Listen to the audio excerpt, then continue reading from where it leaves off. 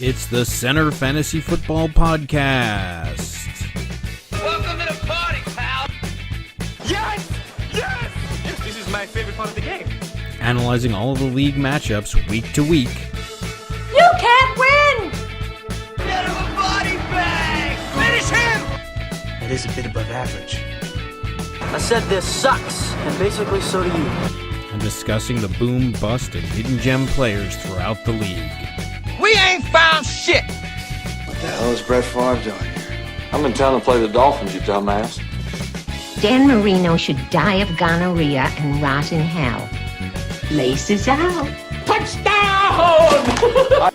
And here's your host, Allow myself to introduce myself. David Harbatkin. Hello and welcome to the Center Fantasy Football Podcast for Championship Week of Season 5. I'm your host, David Harbatkin, joined by the Commissioner and my opponent in Fantasy Bowl 5, Mr. Geza Lutsky. Isn't that convenient? Emperor Palpatine and his crooked commission, the finals. What are the odds? 1-6 or 2-6? 2-12? Isn't that convenient? All right, well, we have a... As the rest of the league raised an eyebrow. Yes, and this is... Well, yesterday was actually the 20th anniversary of the last time we met in a championship game. Exactly 20 years ago. We almost perfected our craft. 20 years of doing absolutely nothing. It's a milestone. I know, and as I told you on the phone, I look forward to meeting you again in 2037 for the rubber match. Yeah. Yeah. Best of 3. Yes. Who knows what we'll be playing in some hover. I'll be playing out of a dumpster, probably. All right, well, so much to get to. We have last week's games. We have, obviously, the Fantasy Bowl along with the bronze medal game. Some talk about the ridiculous shenanigans that are going on, but not much. Ooh, I see you actually play on words like that. I know. Before we get to any of that, though, I do want to take a moment of personal privilege and just mention the passing of my grandmother. Not because it's not... normally I wouldn't mention one of my relatives on this program, but my grandmother really was, in many ways, a part of the center, though she never took a snap or picked up a controller or has been any in the league. She was really an integral part of the center in its early years.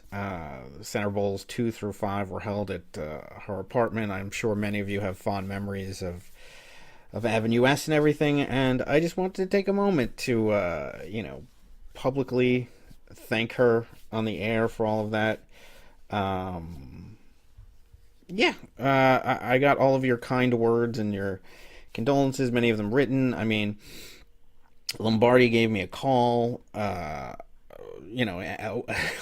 than a week after I called him a bitch multiple times on this program. He still, gives me a call, which just shows that he understands what all this is about. And, though we may play around and tease each other and everything else, in many ways the center is a family, and I'm greatly appreciative of it. Nick wrote something that I thought was very apropos about them, which was, so your grandmother, like your grandfather, understood the center more than any other grown-up that I can think of. Whenever we were around them, we were all their grandkids. So, I mean, it's really true. I'm not going to belabor the point, but if there's anything that you like about me, I probably got it from my grandparents. If there's anything you can't stand about me, I probably got it from my mother. Just kidding. So I just wanted to take a moment to say that, and thank you all for your kind wishes. And with that, we could move on. I mean, if you want to say anything, I'm not going to put you on the spot and make you say anything. Well, I'd like to say a few words about your grandma too.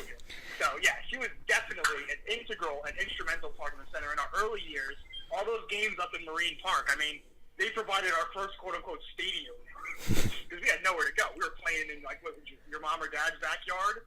Yeah. That lopsided hill, which is horrendous. Yeah.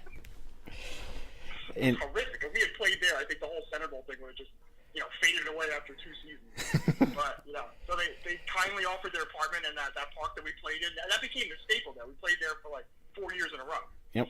And then we even played there this summer once. I think that's when. Was that when Travis had to go to the emergency room and the game was ruined? Well, that was Center Bowl 5. He had to go to the ER, and that was in February. But then we came back because we wanted to try to replay the game, and then we ended up just playing mini golf. I think LeVar got into a car accident on the Verrazano Bridge on the way there. Yeah, I forgot. That's right. In fact, there's like Oh my God. one of the pictures of I'm pretty sure it's on the Center Facebook page or somewhere. Like it's almost like a famous Center picture of everybody just holding up the trophies because we said well, we were the ones who showed up, so everybody else forfeited. But it didn't actually go that way in the record books. But there's a picture of a bunch of us holding up the trophies there. Yeah, I think that's what the Center's about. That's all the people who contribute. That's really what the Center is. It's all the different people that contributed to it. From its early years up until the current day. She was definitely a major contributor along with your grandfather. So, I unofficially dedicated that game against Eugene to Renee Harbakin. So I'm glad everything went well. Well, she was watching over the Hagglers on Sunday. Well, and then she'll be watching over me this week, hopefully. Well, we'll see. We were pretty close too. So, your grandparents, they're like, oh, geez, he's going nowhere, but we like him. Yeah, we'll see. We'll see which one determines it. Actually, I'm gonna post a video because so years ago, like I think it was the time of the 12th Center Bowl, whenever that was. So what are we in? And it was probably 2011, I think, probably right before my grandfather died. I had them record a video just in case we ever finally get around to doing the Center documentary, where they spoke about us. So I'm gonna try to post that on Facebook for everybody to see. And and they just where they're speaking how much they loved having us and everything, and how much we were able to eat during the Center Bowl weekend. Remember all the wings and I mean, And I seem to recall we trashed their apartment year after year. They didn't care. Yeah. We made a dump site out of that apartment. Well, and we made a dump site out of the Center, actually, and they would come down after every semester and clean it out, which was... Oh, yes, that's right, I forgot. I missed that, actually. Yeah. Well, you usually went home to Hackettstown right before... I would stay until the bitter end because it was because I wanted to avoid going home to my family, but I would have to clean they would have to help me clean out the mess at the end. But yeah, so. Oh yeah, it was quite a mess. I wanted no part of that. Of course not. Yeah. So, yeah, and it is what it is. Life is it is what it is. But no, they were hugely important to the Center, and I am grateful for everything that they did, just for me in life, and particularly for this group, which is what's applicable during this podcast. So, anything else you want to say? I don't need to say anything else, I don't think. No, I think that pretty much covers it. All right, so let's move on to the actual games. So last week was semifinals week. So we have one game that, first of all, I think both of these games were upsets. The two teams playing in the Bronze Medal Bowl, I thought were going to be the ones playing in the championship, if I was truly honest with myself, but it turns out it was the other way around. I'm surprised by both of these games. I guess technically my game was less surprising than yours, but I guess we'll start with my game because it was vaguely kind of expected. Well, it's not expected, but it's not as much of a shocker.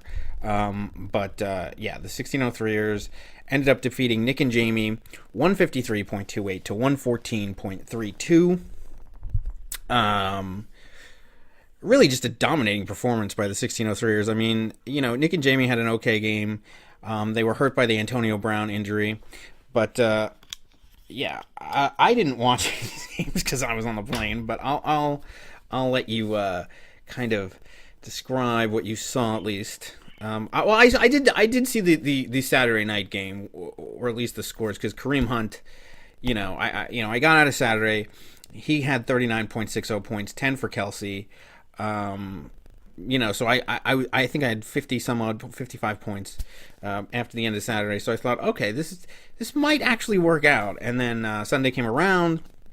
I got off the plane, and I saw, wow, I have a pretty damn good score, and I felt confident about that. But they still had the New England game to go, which I didn't watch at all, and I know Brown went down, but it just wasn't enough, which is what I was hoping for, because they were so reliant on the game.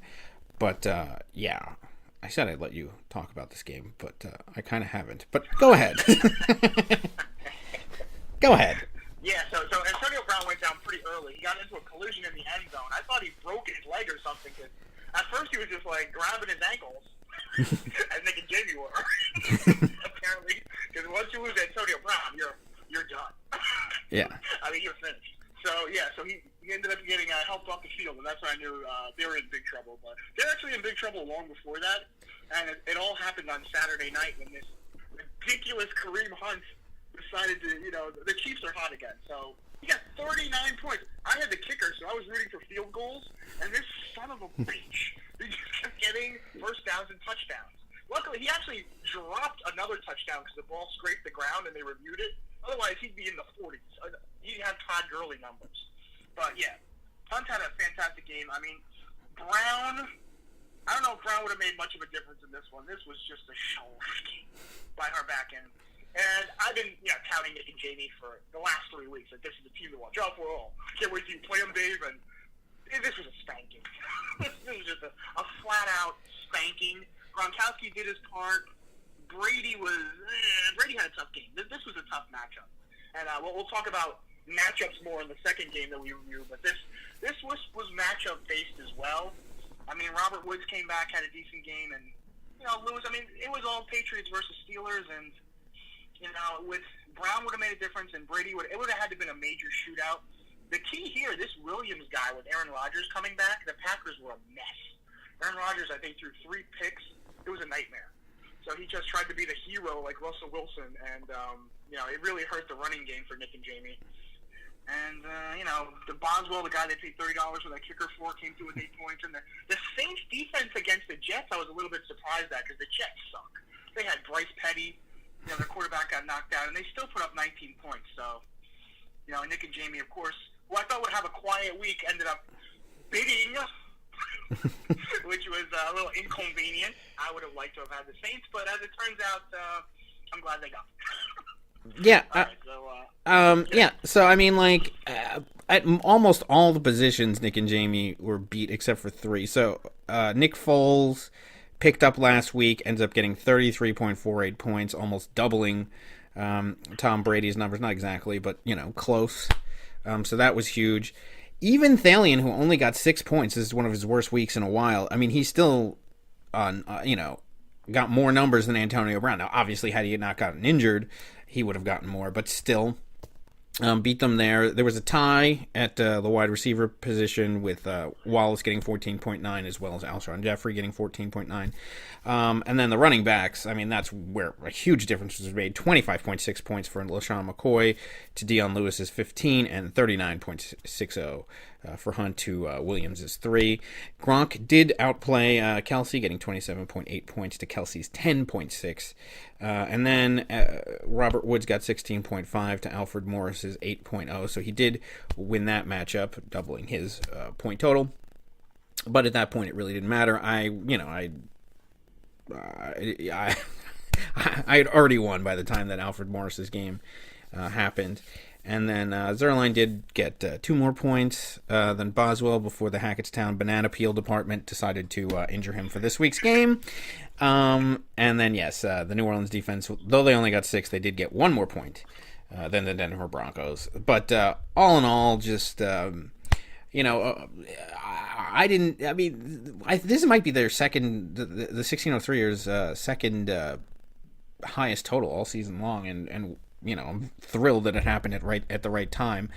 If you look at the benches, So Rashard Matthews did have 21.5 points on Nick and Jamie's bench. There was 13 for Bernard, 10 for Howard, and then 15 for C.J. Anderson. So they did have a lot of points on the bench, 75.40. The 1603ers left almost nothing on the bench.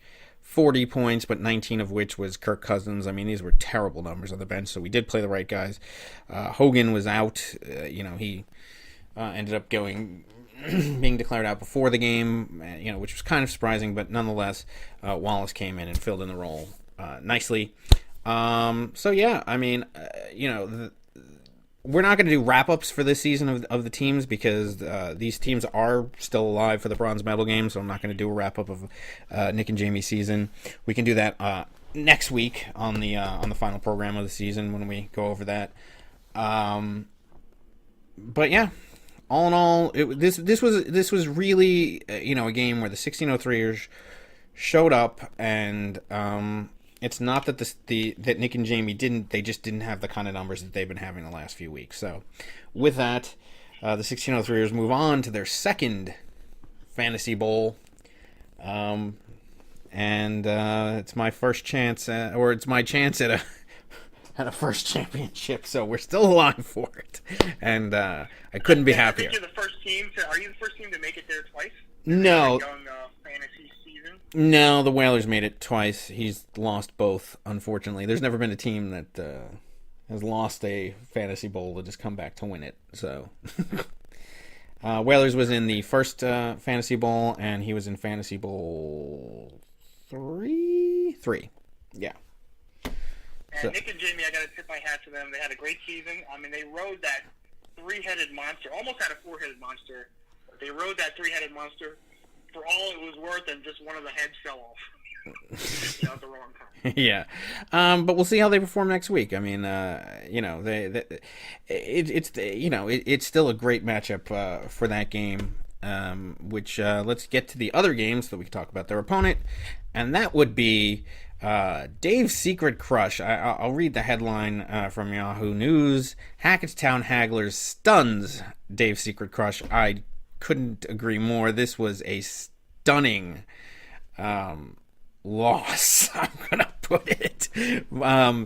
I cannot believe that the Hagglers are in the championship. I mean, the run that they've had to go on just to get to this point it's just unbelievable. But I'll let you break down this game since it was yours, and yeah, go for it. All right. So this game, I mean, all the action started, I guess, on Thursday for me with Jack Doyle and Denver. I mean, he got 11 points. And then on Saturday, the kicker got 14, and he missed a 50-yard field goal. All right, so that was a nice 5 points he would have liked to have had. But we don't usually get off to that kind of start. So I thought we were going to get a lot more points. And then, of course, it was typical Hagler fashion. If they get 100, it's a good day.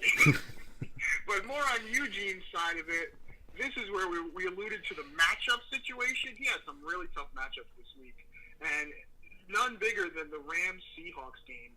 Now, I was watching that game, pacing back and forth, and it was stressful in, the fourth quarter towards the end of the game, but I got to tell you, Russell Wilson, like Eugene alluded to on Facebook, he killed Doug Baldwin in that game. He took out 2 people for him, 3 people, because the kicker got 1 point too. So I got to tell you, Eugene is a team that I think he averaged either 116 or 126 points a game. He's been brutal. All right, he's only scored under 100 points. I think one other time, week 2, he got 75 points. But this team is a juggernaut, and it got derailed on Sunday. I mean, it was the perfect storm. And, I mean, all kinds of subplots were riding on this game. I mean, both teams, I found out by reading the inside information, both teams had won 3 straight. I mean, you got, from Eugene's standpoint, you said all the right things. The Hagglers are a great coach, but he had to be thinking, you know what, dude, I got this one in the bag. It's the Hagglers. Look at their scores. They're horrid.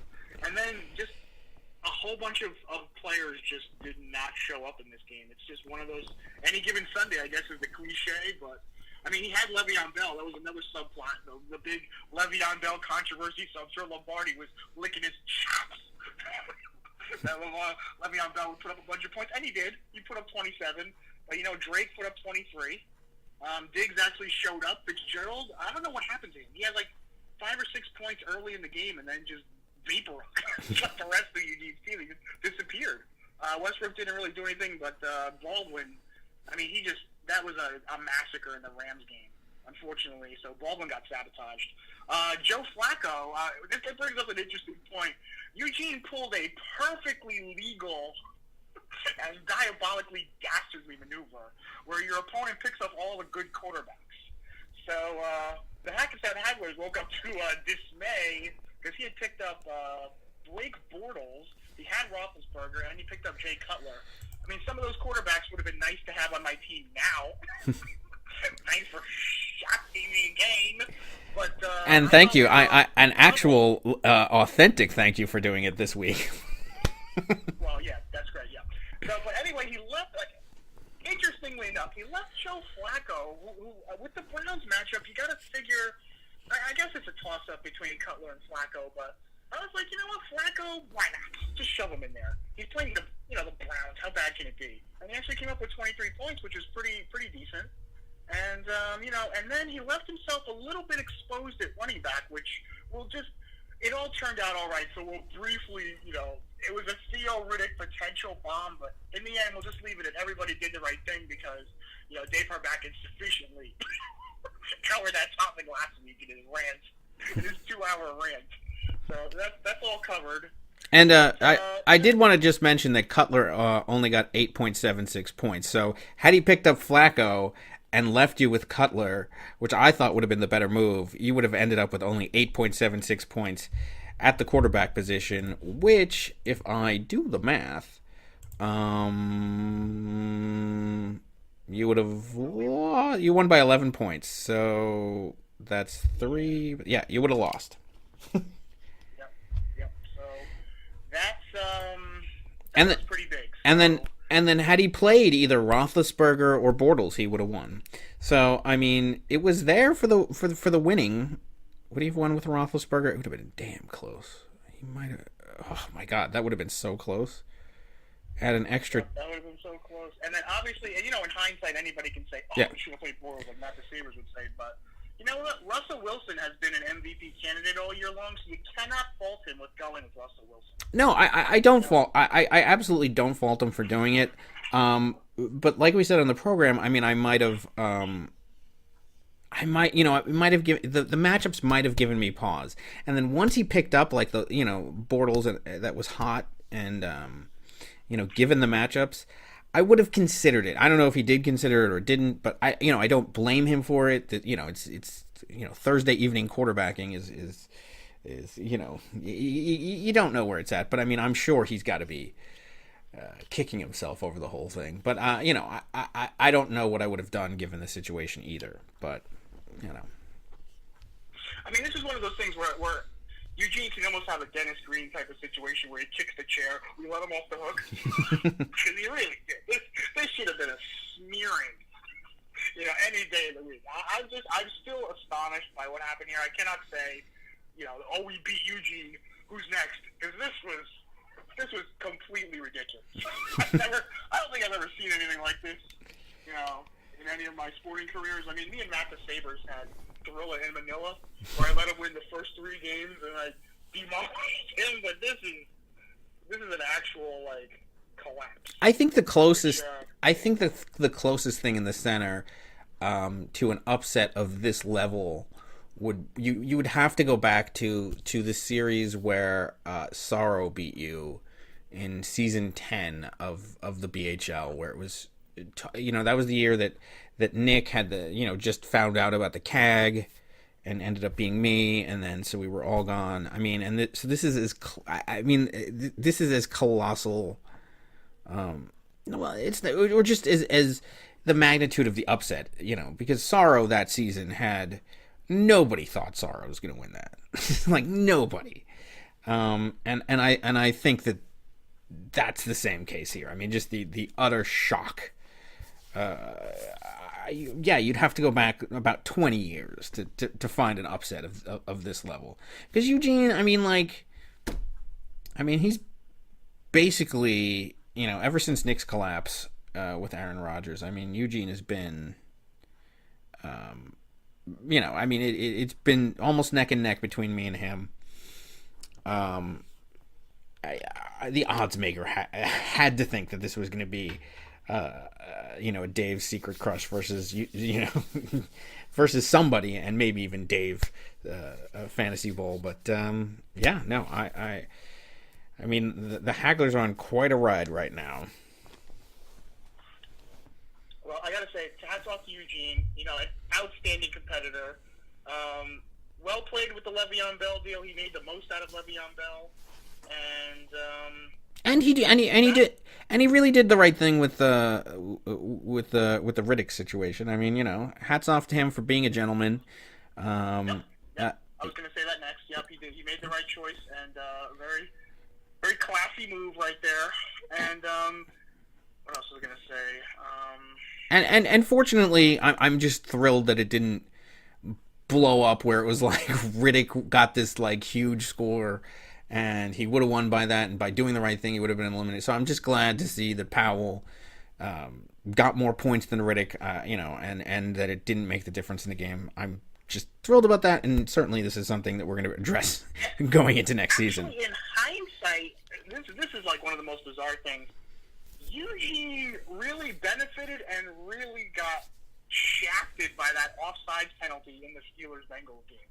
Yeah. Because it looked like the Hagglers lucked out, but I don't know what would have happened had that not been offside. So it would have been a different matchup, and the Hagglers get rolled last week and this week, depending on who they're playing, if it was any other team. But Eugene gets the bye.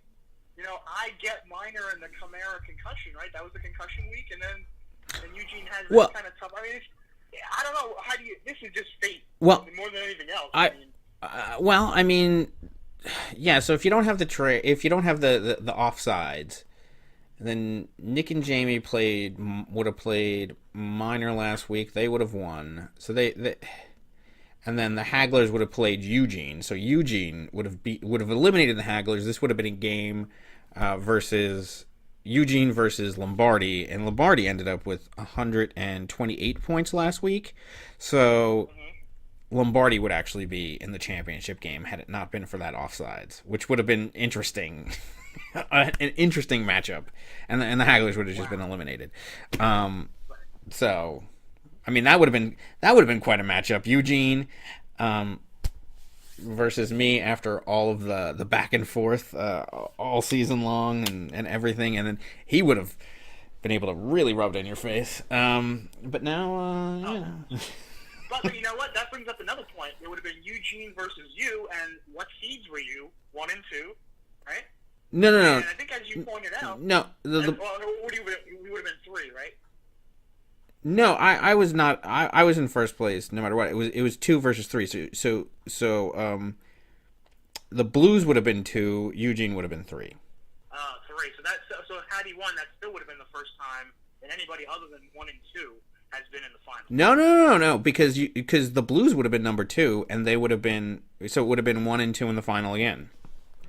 Oh, again. So that brings us to, this is the only time, right? Because a 7 and 6 wild card team in this hellacious brutal atmosphere has never made it to the finals. Is that right, Mr. Statkeeper? Yes. So every year the Fantasy Bowl has been the first place team versus the second place team, and every year the first place team has won the championship. So this is the first time. So the Hackettstown Hagglers are the first ever wild card team to make the Fantasy Bowl, and hopefully they won't be the first team to win one.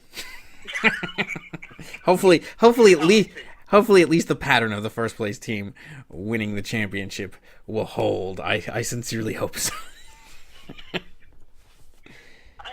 I'd like to get a little bit of league reaction on this. Like, who do you pick here based on what's happened? Because I think that nothing's changed. I think the rest of the league is going to pick, the 1603 is in a landslide. I just think so many things have happened that you just can't. Somebody out there has to realize that something's going on. Something's going on, and I'd like to see what happens. This Sunday is going to be good. Yeah, I mean there are so many. There's so many stories, and storybooks that could be written about these two seasons and these two teams. I mean, look, we've taken two totally different patterns to get to the Fantasy Bowl.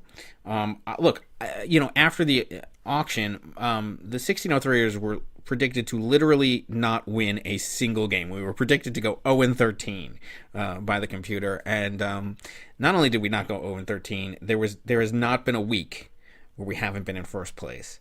So we could run the table if we were to win this, or we could be the team that's just stopped by the one who has been the giant killer, which is the Hagglers, who, have had to win the last 5 weeks just to stay. I mean, it's been 5 weeks of just trying to stay alive.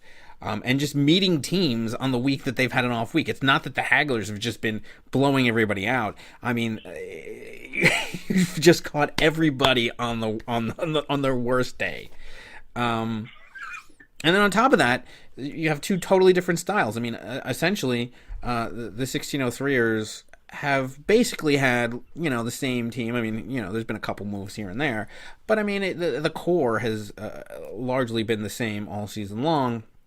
Whereas the Hagglers have literally flushed their entire team down the toilet. There is not a single guy, after you drop Tevin Coleman, there is not a single guy that is left from the Hackettstown Hagglers that was drafted. So, I mean, it is just two completely different styles that are meeting in the finals, and two completely different paths that we took to get here. Yeah. And as I said to you earlier today, not only would you be the first wildcard team to ever win, but this is another interesting little tidbit, is that, I was thinking about all of the years that I was the commissioner and I had to hand the trophy to you in various sports. And this is your first year as a commissioner. And so the potential is that, it could be ironic that this, you would, after all those times of me handing the trophy to you, you would have to hand the trophy to me as the Reverend Brown character and not being the Randy Watson. However, if it goes the other way around, you would be the first ever commissioner to win a championship in the league that they are the commissioner of. So there's a lot of firsts on the line here.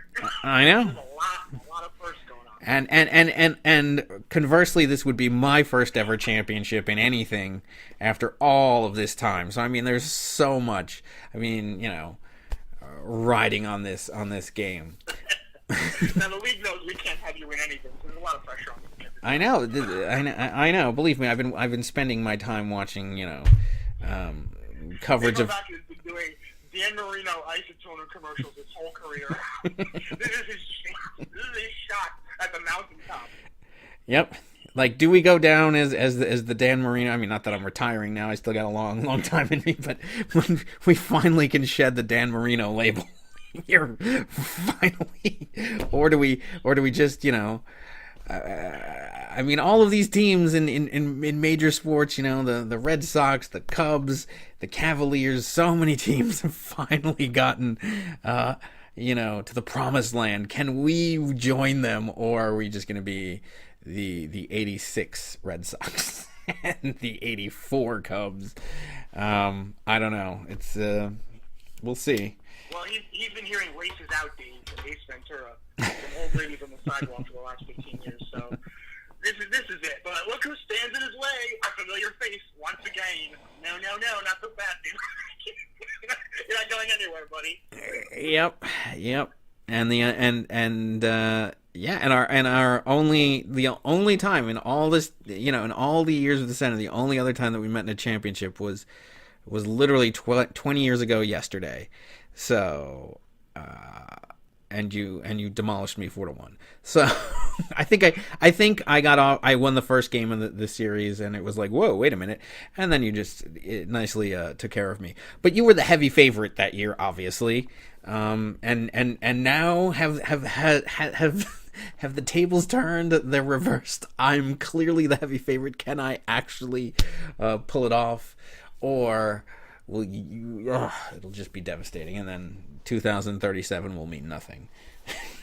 Well, the ironic thing is, that the last 4 weeks, you're actually playing against yourself because we don't actually do anything. If you notice, we just get like 90 points and we watch the other teams implode. So we don't actually do anything. It's the other teams that just do whatever they're doing. I don't know what they're doing. This is as much surprise to this coach as to any player who's been beaten. I'm even more surprised than the other players. This is ridiculous. I mean, fortunately... Harbakin made a quote, like, I thought one of these guys would take you out by now. And it's true. Like, what is this guy still doing it? Yeah, no, I know. Well, luckily, we had our implosion in week 13 against the Millennials. And in week 12 against Nick, though we did end up winning that. But we had 2 weeks of an implosion. And if we had that kind of performance again, and we're staring you being the champion in the face, I'll be just devastated. So hopefully we've gotten it out of our system. I don't know. It sets up for a Christmas Day matchup between the two of us, really. And we'll get into that and all of the matchups of this game. But anything else you want to say about the semifinal game between you and Dave Secret Crush before we get to the bronze medal game? No, again, hats off. It's been many subplots. I mean, he's been... ever since that Le'Veon Bell deal, like I said, that has powered him to a second place, along with that ridiculous offsides penalty, which is now woven into history. You know, I mean, you just gotta think back. Did that ultimately benefit him or hurt him, that offsides penalty? I guess you can debate it either way, but hats off to Eugene, a great season, but, you know, it's one of those things on any given Sunday where the team just does something unbelievable. Like he described it, very disappointing is an understatement. Yep. That was outrageous. We should make brief mention of the consolation bracket. Not that I'm really paying any attention to it.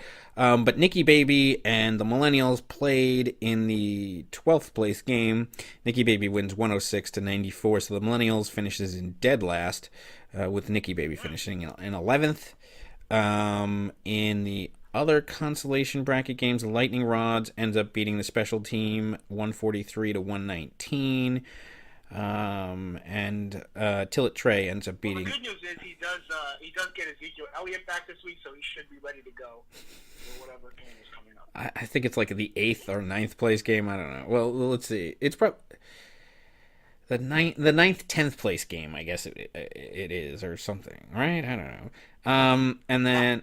because of the and Tillet Trey ends up beating House Targaryen 122-98 to move on to the consolation game bracket. The nobody gives a shit bowl. The Tostitos nobody gives a shit bowl. So it will be the Lightning Rods versus Tillet Trey team. So ironically, the 1 and 2 seeds in the consolation bracket end up facing each other. I have no idea about consolation bracket standings in the past, and if it's been 6 and 7 every year or what, I have no idea. So I can't speak to that. And in the 5th, 6th place game, the Blues end up beating Black Ice Dynasty 128-114, even though he did play Teddy Ginn, who got 0 points. So the Blues finishes technically in 5th place, and LeVar finishes in 6th place. Not that any of that really means anything. All right, so... Keith Harbakin, can you sugarcoat it anymore? They know it. There's only one consolation game that means anything, and that's the one that we are going to cover right now, which is Dave's Secret Crush against Dick and Jamie, what I thought was going to be the championship game, but turns out not to be. So, all right. Let's look at the matchups. We've got Tom Brady versus Buffalo versus Russell Wilson at Dallas. Who do you give the edge to in this matchup? Because I got to be honest with you, these are two quarterbacks that have not performed that well in the last few weeks. Well, at least in the last week. I mean, Tom Brady hasn't performed that well for a couple weeks, whereas Russell Wilson just had the bad last week. Does he recover this week, or do you think Tom Brady has a better game? Who do you give the edge to in this matchup? In this matchup, well, I mean, after what happened last week, Russell Wilson must be looking to kick somebody's ass. So, I mean, and Tom Brady can't be too happy with Larry either, but he did win. I would give the edge to. I'd give the edge to Brady in this one. I mean, the Seahawks, ever since that loss to Jacksonville, they've kind of just been shit. Especially what happened with the Rams. I mean, this is a team that's, they got to get back on track. And they're going up against Ezekiel Elliott. So the Cowboys should just run roughshod all over the Seahawks again. This could be a free fall for the Seabags. I'm going to go the other way. I'm going to say that Russell Wilson has a better game here. Because, I mean, even the game versus Jacksonville, I mean, he had 30.84 points. I mean, whereas Brady, the last couple of weeks, I mean, he had 18, 13, and 9. So... That's not too good either. No, I'm gonna give the edge to Wilson. I'm gonna say he has a bounce back game here. But okay, moving on to the receivers. So you have Alshon Jeffrey versus Oakland and Doug Baldwin at Dallas, and then Rashard Matthews versus the Rams and Larry Fitzgerald versus the Giants. What do you see? Where are you giving the edge in these two matchups? Well, I mean, normally, Baldwin and Fitzgerald hands down. I mean, but, there's that 800-pound gorilla in the room, like, what happened last week. So, as long as that doesn't happen again, I mean, Eugene's going to have to need that. Nick and Jamie can score points. I mean, they got the Antonio Brown injury. This is going to have to be a shootout, but I give the edge to Baldwin and Fitzgerald. I do, too. I mean, look, Rashard Matthews did get a lot of points last week, but he's going against the Rams defense that just destroyed Eugene's championship chances. I think that... they're gonna return the favors to Rashard Matthews. Alshon Jeffrey should actually have a good game versus Oakland, but I mean, Larry Fitzgerald against the Giants. I'm just gonna give the edge in the receiving quarter to Baldwin and Fitzgerald. I just have to. All right, then we have the running backs. So Le'Veon Bell at Houston, dear God, versus Dion Lewis versus Buffalo. I think we know who we're gonna give the edge to there. But then for the RB2s, you have Bilal Powell at the Chargers, or versus the Chargers, sorry, and C.J. Anderson at Washington. C.J. Anderson actually had a pretty good game last week. He ended up with 15.8 points. I'm going to give a slight edge to C.J. Anderson at Washington versus Bilal Powell, but I mean, Powell can get... he can reach the lower double digits, maybe. I mean, depending on what Forte does. I don't know. Yeah, I give it to Bell on this. Anybody who has Le'Veon Bell, and I mean, but the RB2 situation has been, despite last week's inexplicable, turn of events. Overall, Eugene's weakness has been RB2, and Bilal. I mean, tried to. I don't go to the Riddick angle, but I mean, Powell did get a touchdown last week against the Saints, so he's not totally ridiculous. Again, other options on the bench are Darkwa and Ivory, and Leonard Fournette's out, but I think Ivory got injured too. So it's just the RB2 situation for Eugene is a mess. But when you have Le'Veon Bell, it nicely covers up a lot of that. So hopefully he'll put up like Kareem Hunt type of numbers. But yeah, I give the edge to Dave Secret Crush in that category. Yeah, I give the edge to him in that overall category. I think C.J. Anderson might outperform Bilal Powell, but I think that Le'Veon Bell will more than make up for the difference, with both of them. Now we get to a category that I think we're both going to say that Nick and Jamie has the edge.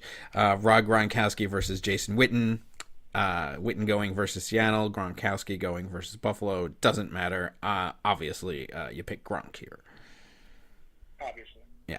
Then you have the kickers. So you have the Seattle kicker, Walsh at Dallas, and Boswell, the Pittsburgh kicker at Houston, the guy that they paid whatever ridiculous ransom for him at Houston. I guess I'll give the edge to Boswell there. I give the edge to Boswell, but conveniently you skipped over their flex player. You think Robert Woods is just non-existent? Oh, yeah, I did conveniently skip over that. Well, let's go backwards. Robert Woods at Tennessee and DeAndre Hopkins versus Pittsburgh. That's actually a good matchup. I don't know why I skipped over that. This is actually a surprise. I mean, look, I'm going to give the edge to Hopkins because Hopkins has been ridiculous, but Robert Woods can keep pace there. Yeah, I give the edge to Hopkins. Somehow they just keep... I think... If I read correctly, Savage is injured, and they're going to start this guy named Quisenberry, or he's not actually going to be the Houston quarterback, is he? I mean, hopefully I read that wrong, but I mean, it hasn't. Anybody, my cat can throw Hopkins, I think. Yeah, I mean, the guy's been ridiculous all season long. I mean, other than there's like 1 week where he got 9.9 points. Literally every other game he's had double digits, almost into the 20s. I mean, and when Deshaun Watson was there, he was getting 36 points. I mean, like, come on. I mean, Robert Woods is good, and he's playing a weak Tennessee team, but, you know, I mean, you got to give the edge to DeAndre Hopkins in this matchup. I'm not saying by a ton, but, you know. And you have the Chargers defense. Yeah. Let me see. I'll kind of look it up as you're talking, but somewhere I think the quarterback might be hurt. Oh no, I think it's Yates. TJ Yates. I mean that's. I mean, Hopkins still got 18 points last week with Yates, but still, it's this season is totally different if you have Deshaun Watson still in the mix, obviously. Yeah, but even without him, I mean, he's still catching it. I mean, because it's all the, your cat would, even if your cat was their quarterback, your cat would be throwing to DeAndre Hopkins and he would get a decent amount of the receptions. So. That's accurate. Yeah. All right, so then you have the Chargers defense at the Jets versus the Philadelphia defense versus Oakland on Monday night. I'm going to give the edge to the Chargers against the Jets. I just think there's going to be more turnovers there, even though the Oakland games are usually shootouts. Like they're high scoring, there's high points. I mean, look, the Philadelphia defense has actually been pretty good lately, but I'm still leaning on giving the edge to the Chargers at the Jets. I don't know. I would give, the Chargers had a collapse against the Chiefs. I don't know. They look really, really bad. But the Jets are really, really, really bad. It doesn't matter if who's worse. And, probably Oakland can at least move the ball, where the Jets are just... I give the Chargers the edge. So, before we get into our predictions of the game, which right now the projections are 131.89 to 125.92 in favor of Dave's Secret Crush, if the rosters stay as they are. But before we get into that, and who our pick would be, I have a question about Eugene's quarterback situation. So we guessed it, last week, but I mean, so his backups that he has picked up to prevent you from getting these. I mean, he still has a roster of really tempting backups to play. So he has Roethlisberger playing on Monday at Houston, and he has Bortles playing Sunday at San Francisco. Would you go with Russell Wilson at Dallas on Sunday, or would you maybe consider one of these other two quarterbacks? And if you would, which one would it be? At this point, the hottest quarterback in the league is Blake Bortles. I know. I don't know why. You can just got to throw him in. I mean, you might get 2 firsts to Baldwin from Russell Wilson, but at this point, that ship has sailed. Why bother? Just throw in Bortles. Yeah, I agree. I would be putting in Bortles. I mean, like, look, the Houston matchup for Roethlisberger would be good, but I mean Bortles has just been so hot lately. So Roethlisberger has been too, by the way. But Roethlisberger gets 23 points against New England last week, but the week before that he got 32, 23, 40, 36. I mean, so he's been up there in points. But I mean, if you look at Bortles, my God. So last week Bortles gets 31 points. The week before that, 22, 29, 23. And he against San Francisco. I mean, either of these two are tempting, but I would put in Bortles in this game. Or I mean, I'd probably put him in because Antonio Brown's not in there, which just favors him over Roethlisberger. But I mean, look, I would put Russell Wilson third on the depth chart of who I would play as a quarterback this week. I didn't even think about that, but I would definitely have to agree with that. At this point, the Russell Wilson thing, there's no need. You have Blake Bortles, just shove him in there. Yeah, I mean, normally I would. Yeah, no, I mean, look, I do think that he'll have a comeback game and he'll be fine.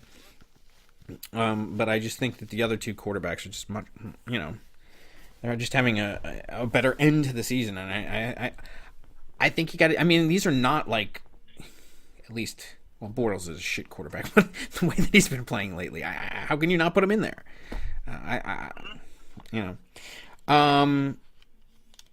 Well, actually, man, would you play Goff over Tom Brady on the other side? I mean, Goff, so last week he didn't do that well. What did he get? He got like 15 points, 18 before that. But there was a stretch in the season Then he got 32 and 36, and he's playing Tennessee.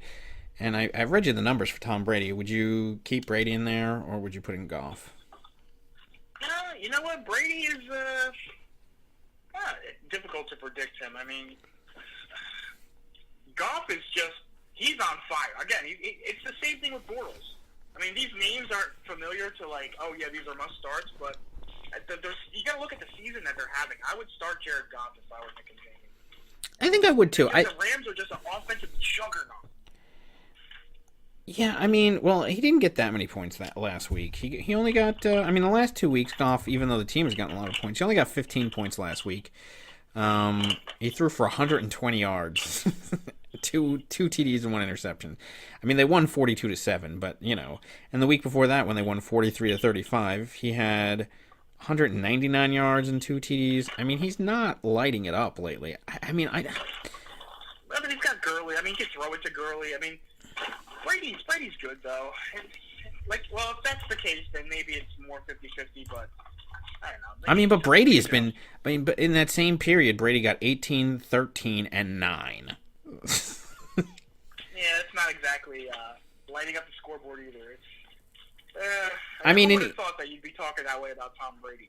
I know. I mean, either way, he gets... he could get twofers with Gronk or Lewis... Whereas if he plays Goff, he could get twofers with Woods. So, I mean, either way, I mean... I don't know. It's a tough choice. All right, well, the computer is listing Dave's Secret Crush as a 55% favorite to 45%. I think I'm going to go with Dave's Secret Crush. I look at these matchups. I think he's got the edge there, especially with Antonio Brown going down with the injury. Look, Eugene has been...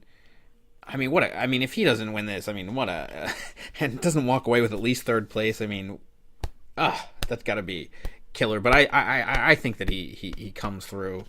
I think that last week was just an aberration. I mean, look, Nick and Jamie can put up points, absolutely. I don't deny that, and I think this will be actually a close, exciting game. But if I'm going to pick one of these two, I'm definitely picking Eugene to win this game. I mean, this very well could have been the finals matchup. Yeah. I mean, very well, very easily could have been the finals matchup. Yeah. So, and this is a evenly matched, slugfest between these two teams. But I gotta give it to Eugene only because of the Antonio Brown injury. Yeah, I agree.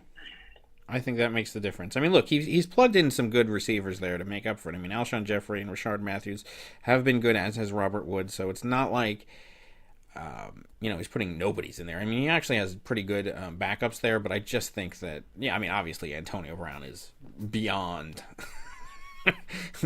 better than those two, but, I'm going to give the edge to Eugene here. Yeah, I agree. All right. Well, that moves us to the other game. Before we get to that, any mentions of the constellation games that you want to have? So you have House Targaryen going against the special team. I'm gonna say with Ezekiel Elliott, even if he puts him back in there, I think the special teams ends up winning that game. And then in the constellation bracket final, you have Tillett Trey versus the Lightning Rods. I don't know. No, I haven't been paying attention to what's been going on. You know what? I don't think any of these people give a shit about any of that. So we'll give them some relevant news instead. Payouts will be made 1 week after the season's end, because I'm sure that's what all of you care about, and you don't give a shit about this nonsense. Yeah. I wouldn't. So I think they say you get your money 1 week after the season ends is the standard way to pay all that back. So you get your money, but enjoy the whatever you're doing this week. Yeah. I mean, the Millennials didn't even bother to look at their roster. They played 2 people who are out. Yeah. And Nick has been just absent since Aaron Rodgers' injury. So obviously these consolation games are just. Yeah. Why even bother to have them? Well, only because the computer makes us do it. Otherwise, we would just not even have them. But okay. Well, that moves us to Fantasy Bowl 5, the Center Fantasy Bowl 5. the 10-3 1603ers versus the 7-6 Hackettstown Hagglers. All right, here we go. Let's look at Matt. Here it is, ladies and gentlemen. We've told you. Before we get into this, let's do a little bit of preface to this. This whole entire thing started. I don't know when did Dunkirk come out this year? That horrific piece of shit movie that everybody loved. Is like, oh my god, cinematography genius. So whenever that came out, is that really the birth of this season's championship game, right? Remember that? I do. I mean, we don't usually talk that much in the off season or whatever. I mean, we do occasionally, like every few months or whatnot. But yeah, I forgot why. Maybe I called you just to complain about Dunkirk. I didn't know if you had seen it or not. But yeah, it was the biggest piece of shit I've ever seen in my life. It had no plot. The history of movie making, right. a turd bucket of a movie. Right, and everybody was talking about how much they loved it and how great it was. Let me tell you something. That was the worst piece of shit I've ever seen. And I called, I called you up to complain about it or whatever it was. Or we started complaining about it and we were like, that was the worst piece of shit. And we talked for like 6 hours about how bad that movie was. And now, for those of you who are wondering, what the fuck is this? Get to the point. What does it have to do with anything? Yeah. Well, it just so happened that this conversation occurred at 4 or 5 in the morning Eastern time. A little nod to Matt Lombardi's, I'm so pissed off that these guys always pick up these players this early in the morning. Well, this is how this whole thing started, as a matter of fact, because at the end of this exhaustive conversation, Dave started saying, like, oh, some of these people in the league haven't gotten paid yet with Nick as commissioner. And you know what? We got to get this league moving. It was getting late. Well, Nick was also resigning. Nick had told me that he didn't want to be commissioner anymore, and he was thinking of resigning. So then I think Dave put up to a vote, and Lombardi nominated Eugene, who wasn't even in the league. And the league was just going nowhere. Okay, the commissionership-wise, like it wasn't going anywhere. So Dave's like, "You should be commissioner." I was like, "Whatever." So after hours and hours of complaining about Dunkirk, I was like delirious, and Dave's like, "You know what? I'm posting this on Facebook. I'm nominating you for commissioner." And the rest is history, all right? So then we roll into commissionership, and that's the only reason I'm in the league, actually. Because a bunch of people didn't get paid last year. Well, and also like you weren't even necessarily going to field a team. You were like, well, because if nobody pays their dues on time, I might just kick them out and take over their team. So you didn't even want to like, yeah, that's right. I wasn't even looking to field the team. I was looking to have somebody not pay so I could just grab up their team. And but I'm glad everything worked out the way it did. It was really a fun season. Yeah, so you end up, getting voted into the commissionership. You end up fielding a team. You go to the auction, and then you, because I remember last time that you played in the fantasy football league, you it left a sour taste in your mouth after losing to the Lightning Rods, and then you played them the first week of the season, and get my ass kicked, yeah. Yeah, by Gillisley. And then you had a win the second week of the season, but it was always, and then you got the Deshaun Watson role. I mean, but first of all, can we just talk about the Hagglers and how many injuries they've had to overcome all season long? I mean, from the first game, David Johnson, your number one auction pick, you paid an insane amount for him, and he goes down in the first game. Yeah, and then afterwards, you're struggling at quarterback. You end up picking up Deshaun Watson, and he injures himself in practice. I mean, how many, and then you put in McClown, who ends up getting injured in a playoff game, but you still win. I mean, how many things has this Hagglers team had to overcome just to get to this point? I've been screaming for the Ezekiel Elliott suspension for 12 weeks. There's something ridiculous. And then he finally gets suspended, and these idiots don't do anything. I mean, there's been such horseshit this season.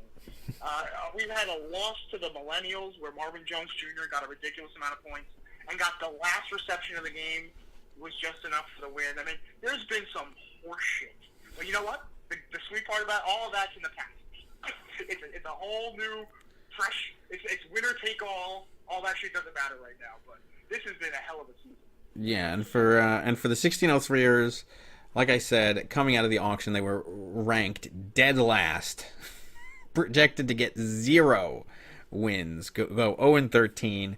And from the first week on, Kareem Hunt just won the game on that Thursday night versus New England to start the season. He was on a roll.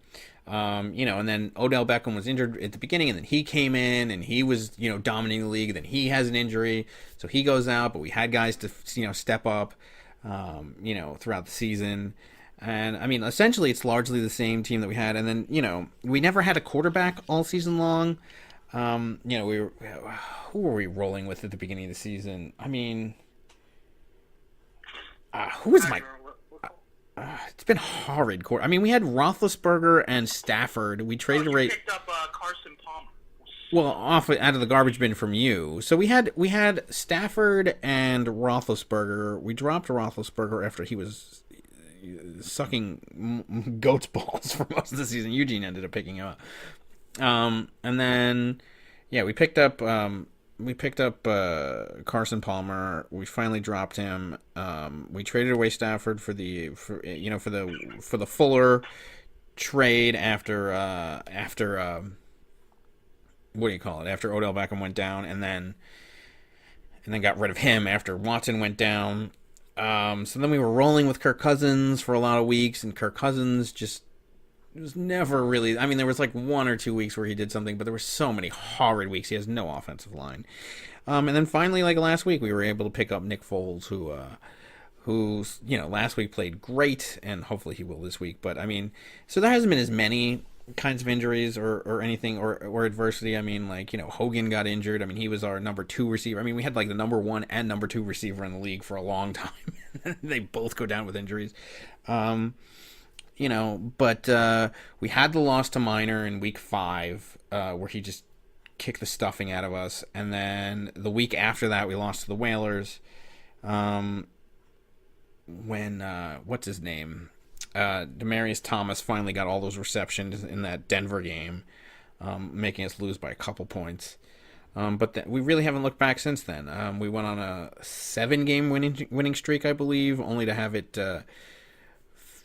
finished off by the Millennials in the last week of the season with a horrid performance by my team. But then, look, we recovered. I mean, we'd already clinched at that point. I hadn't paid that much attention. And then, we recovered last week, after the bye. And Kansas City is hot again. Hopefully they will continue that. And, we find ourselves in our second Fantasy Bowl. All right, well, like I said, we had 2 different coaching styles to get here. And let's go over Dave Harbakin. Here's what you do for you young coaches and kids out there. You have a nice draft, right? Nice auction. You get into first place, and you stay there. You get the first round bye. You whoop up on your one playoff game. You whoop up on Nick and Jamie, and you go into the finals. Now let's look at another team. let's look at some things that you don't do. Okay, let's look at the Hackettstown Tigers this season. Let's chronicle their season. Okay, what do you do in the auction? You spend $80 for David Johnson, who gets injured in the first game of the season. I wouldn't necessarily do that if I was a young coach. You spend $78 for Le'Veon Bell. Okay, you trade him away for garbage. for Doug Martin and Stephon Diggs. But Doug Martin's not even on the team anymore. And Stephon Diggs, I mean, he finally did something last week after he tore his groin, bopping his banana or doing whatever he's doing. Like, you don't do that. After you spend all your money on 2 players who get injured and you trade away, you spend the rest of the auction in the garbage bin like a bitch, hoping somebody leaves a crumb for you to draft. Well, you also you spent all that money on Forte. Right. That was later on. That was in the free agency debacle. So we'll get to that in a minute. So then you go through the season. You lose in the first week to a bunch of horse shit, right? You go back and forth. You finally hit pay dirt with Deshaun Watson, and what happens? He gets injured in practice. Okay, who gets injured in practice? Okay, so now you're a joke again, right? So what do you do as a team? You spend all your free agency money down to 0 by week 4. That's another great move by a brilliant head coach. So you have no money, you have no team. So what do? You throw them all in the garbage, naturally. And you start each week with a brand new set of losers. And then what do you do for your running back 2 position after you trade away your superstar? You wait for somebody to be suspended all year. And then finally, when he's suspended, you pick up the backups who don't do shit. All right, so far this is textbook on how not to make the playoffs and not to make the championship. Then what do you do in the playoffs, right? You make sure that the other guy's key player gets a concussion. So write that down. You got to have that. Normally, you got to have the other team have 3 players get, like 2.6 points at the halftime. These are all ingredients for success. And where should you end up? Below the millennials, but where do you end up? People, anything is possible. I'm telling you, in fantasy football, literally anything is possible. I mean, you couldn't have the worst. Like, this is the worst coaching decisions in history. But sometimes it works, fellas.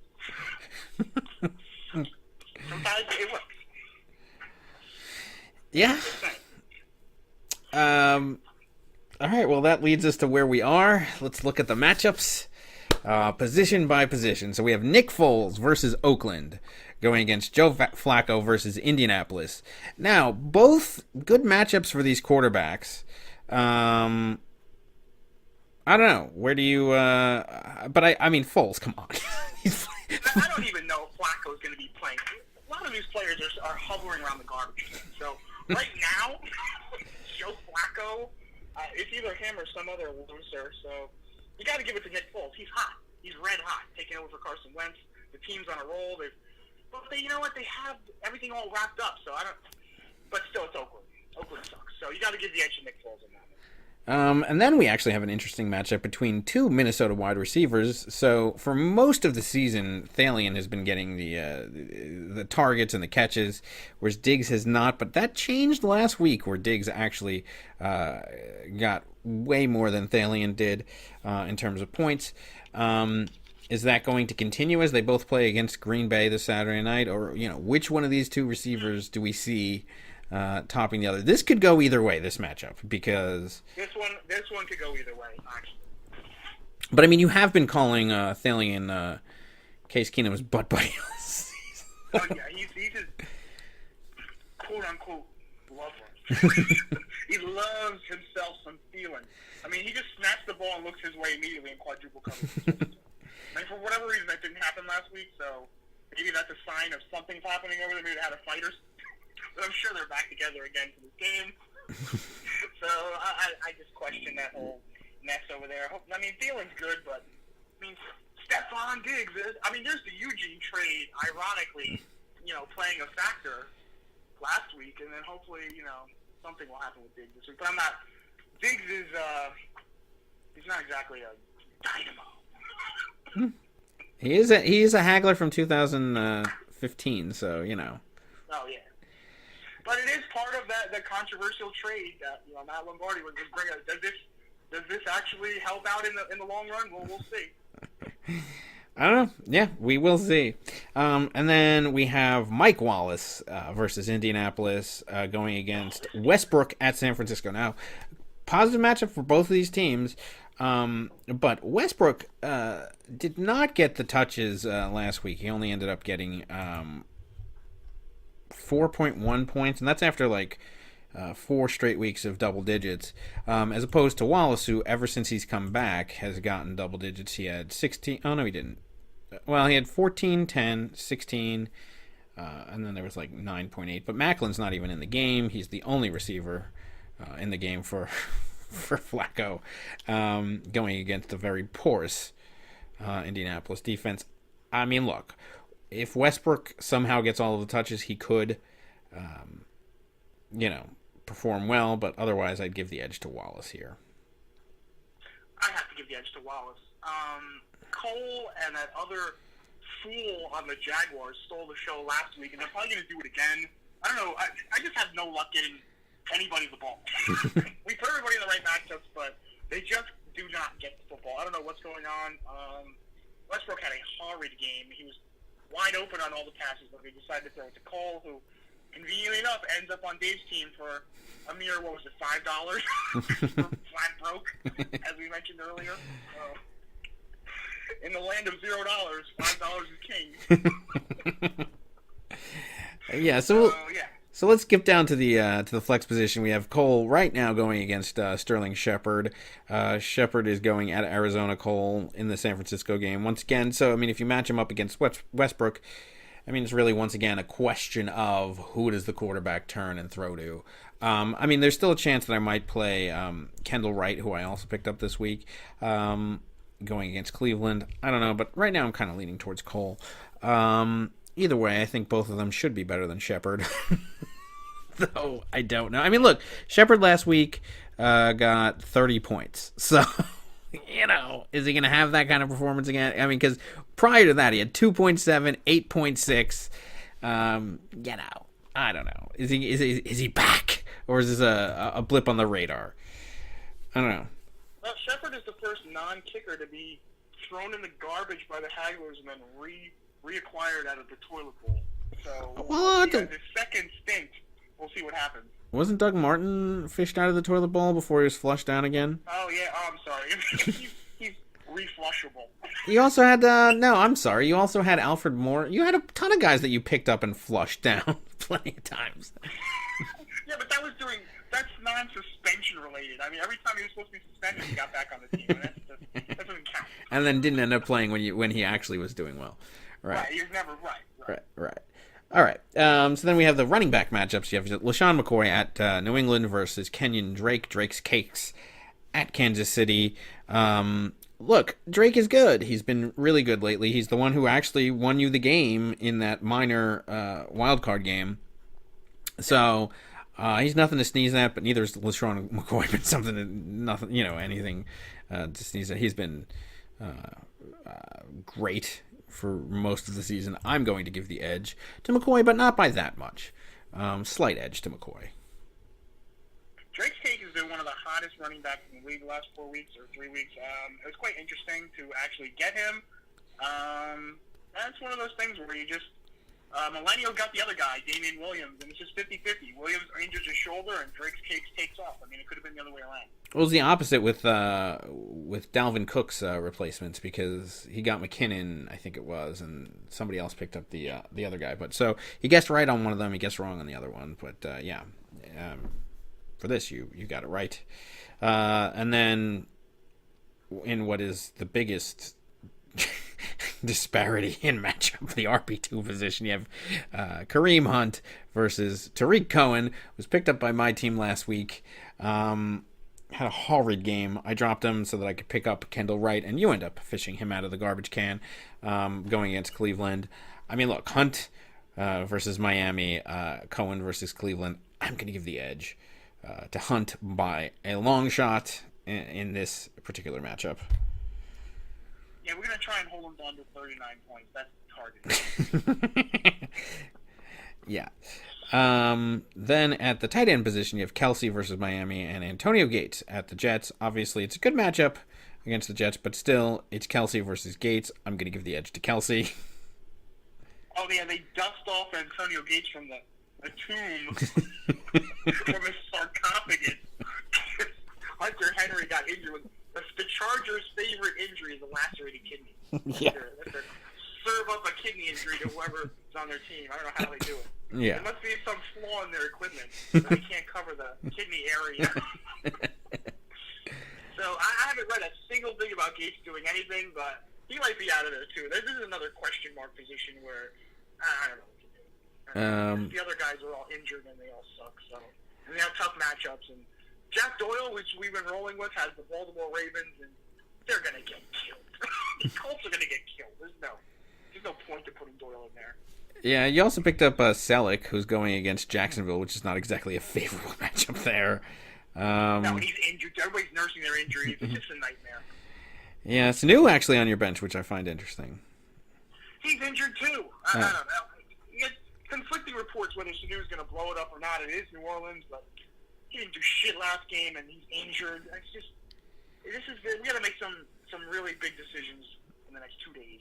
Yeah, and then at the kicking position, interestingly enough, we've traded kickers, kind of. So the Hackettstown Hagglers Banana Peel department decided to leave one for my kicker, Zerline, who's actually been one of my best players all year long. I mean, he's been ridiculous all season, and he was playing against the Tennessee Titans, but he got injured, a herniated disc. He's on IR now, so I had to pick up somebody, and Elliott, the Philadelphia kicker, was available. He's playing Oakland, which I think gives up the second most points to kickers in the league.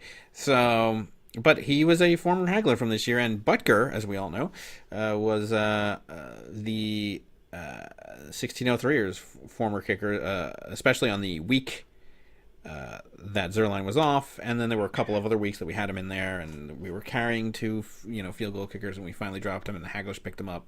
So we've kind of, traded kickers throughout the season.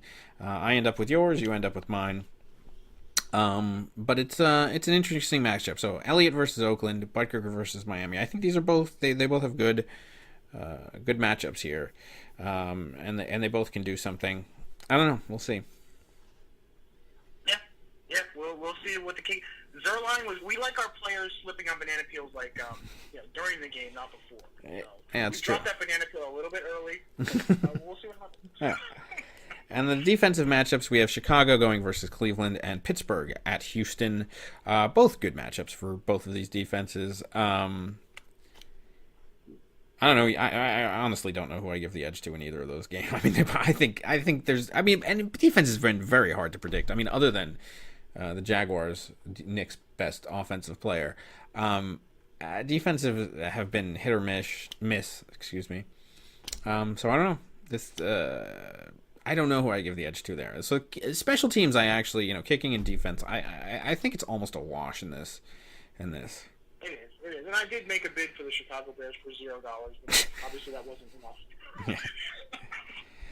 All right, so on paper, overall, you look at all of these teams, and all of the matchups. I mean, clearly, on paper, one would give the edge, I think, to the 1603ers, a prohibitive favorite. Right now, the projection overall is 124.67, which actually went down from what it was in the past to 110.87, a 62% favorite to a 38% favorite, which, by the way, I think it was like 64 a couple hours ago. I don't know why this keeps going down. It just keeps going down. Which one is making me nervous, but two, I mean, like, the Hagglers have outperformed their projection all the time. Like, 110 as a projection for them is really high. You've been like at like 98 for your projection. I mean, this is a much higher projection for you, and this is a much lower projection for me. I don't know what's going on here. So, I mean, I am not going to go based on the projections. It's useless against the Hagglers. You just got to go based on your gut. And frankly, you have to go based on superstition. So superstitiously, I have, when I've picked against myself, I've won. Therefore, I am going to pick the Hackettstown Hagglers to be your Season 5 champions. In an upset of all upsets. Listen to this. Let's see. I mean, look, how can I'm sorry, I can't want. Look, I have never, ever, in 20 plus years of center sports, won the championship in anything. I've participated in everything. I mean, what? Come on. And you and the Hackettstown Hagglers have won the championship in all but one of the sports that we've ever played. And you've been to the finals in that one, and you won, and you only lost because you were high. And you still almost won. Like, the only time I've ever been high. Yes. How? And that was because your opponent actually gave that to you, so you can get an advantage. So in the Center Xbox Football League. So how? I just refuse to pick myself in this game because I'm not going to open up. The curse, the curse-o-matic 2000. I'm sorry. No, I'm picking the Hackettstown Hagglers. Forget about the scores. Forget about everything else. Just based on history, you have to pick the Hackettstown Hagglers to somehow. I mean, look, they shouldn't even be here. I mean, you just look at the road that they took to get here, and. Of course, my best chance at a championship ever, and who is standing in my way? None other than my nemesis from forever, my co-founder of the center, the Hackettstown Hagglers, who are just on the verge of breaking all of the record, just obliterating the record book. I mean, they've held every record anyway, for the most part. most championships, most championships appearances, most everything, and they somehow, all of their opponents on the way to here slip on a banana. I mean, like, they shouldn't be. I mean, like, I'm sorry. I'm sorry. I'm terribly fearful of this team, and I think that they're going to walk away from the championship, and I'm going to be devastated on Christmas Day. Well, I'm certainly picking myself as usual, like I've done all year on the podcast, but I'm also picking the 1603ers to beat themselves. Which will be, it's the only way we're going to win, obviously. Just like the previous teams, they all are going to slip on banana peels. Unfortunately, the matchups favor the 1603ers this time, unlike in Eugene's tough matchup situation. I mean, they're all green. It's a green light to go for the 1603ers. This should be a walkover for them, but we'll see. We'll see if, like, it's too easy. Maybe things are too easy when you play the Hagglers. You just don't know what to do with themselves. Like, what am I supposed to be doing, Coach? This is too easy. Look at this team. They suck. Well, we certainly don't have that feeling. We are focused and wanting to beat this team. It's right there. It's right there. I mean, the way you demolish Nick and Jamie, there's no explanation for you to lose this game except that it's fate. That's it. You just demolished Nick and Jamie. You've been in first place all season long. It's been a steamrolling. This one isn't even close. I'm picking myself because I technically have to, but I mean, this is going to be a tough one. I'm still looking for matchups that are going to do anything, and I haven't found any. And we're on Thursday night already, or early Friday morning, so it doesn't look good for the Hagglers. But we will find a way, damn it. We will find a way to win this game. And I think that's what keeps our backing up at night, because when the Hagglers say that, they actually do it. I know. It does. It does. This is going to be a stressful holiday weekend, let me tell you. But we will find out how... Something always happens. Mark my words. Something always happens. And this Zerline thing is just... This is an indicator that Dave should be thinking about something. His kicker goes out on IR out of nowhere. Just out of nowhere. Something is going on here. Yeah, these are the things that I'm thinking of. It's so close. I can taste it. I can't... I have wanted to sing that fucking song for 20 fucking years. And you are finally the Reverend Brown. Yep. But one of the two of us will be singing The Greatest Love of All, sung to the tune of Randy Watson next week. We are 1 week away from one of the two of us singing that song on this program, with the other one having to listen. I'm hoping it's me. I am terribly fearful that it might be you. I'm just happy the lion's share of the league dues I have to give back to the league. That's a win-win-win for me already. I've already won. Yep. All right, well, with that, anything else you want to say about any of these games, the season, this final, the league? This has been a hell of a season. I mean, I look forward to seeing everybody again back next season. I mean, this has been a blast. Yeah, it has been. It really, this has just been, I mean, like, out of all the center leagues that we've had, I mean, this has been just so competitive all season long. I mean, first of all, you could have, I couldn't have predicted this championship game, and this could, I mean, there were so many teams that had the potential to get to the playoffs and the final. I mean, I hope this kind of competitive balance just continues on throughout next year, because this was so much fun and so unexpected week to week. Any given Sunday. I just hope it's not this one. Well, I hope it is for me, but I hope the Hagglers can't string together any given any given months of games. Just happened to catch those guys on that random week. Those, but whatever. Okay. Well, so with that, I'm going to wish you all a Merry Christmas. Merry Christmas, everyone. And we will be back on this program next week. I'm going to try to get let's see if we can get anybody else that wants to be on it and talk about the season. The season reviews are always kind of a lot of fun. The last one, because it's all over and everything. I remember doing one with Hockey and Nick You might have been on there. I don't even remember. But it was a lot of fun a few years ago doing that. Hopefully we'll do that again. But until then, good luck, Eugene and Nick and Jamie in the third place game. One of the two of you will walk away with the bronze. The other will walk away with nothing. And between me and Geese, I will certainly be talking to him throughout the weekend, watching all of these games together, and it's quite exciting to have this matchup. And yeah, we will see you next week. All right, bye everybody. All right, peace out, people.